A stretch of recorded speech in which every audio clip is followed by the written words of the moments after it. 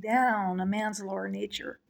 It's very difficult to do when you're married to a classic male that doesn't really want that. He wants it all his way. And since his wife is a rib, she is under his umbrella.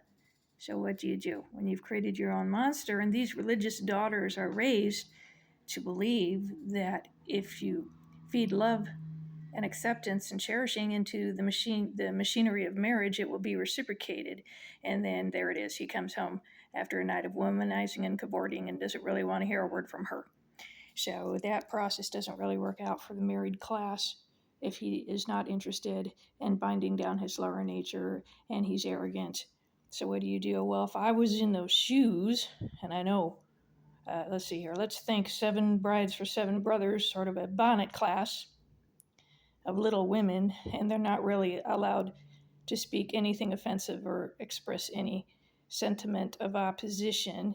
What I would do, first thing, I would quit offering bedside physical affections, which would add to the risk of impregnation, which may be adding to his financial burden, which is why he's retaliating, possibly.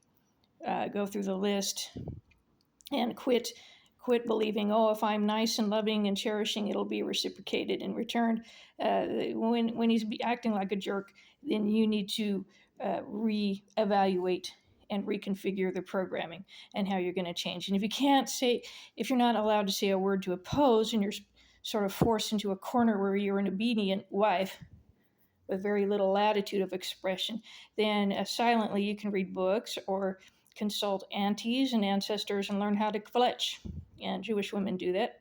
And they sort of open up a clamshell, know how to dance to open up a clamshell of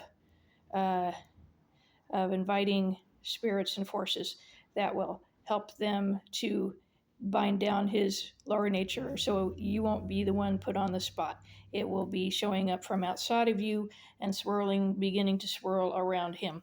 And that might bind him into obedience. Now, socially, for single women or single moms, it's a different can of worms, a different formula altogether. What works over here is not going to apply over here, and vice versa.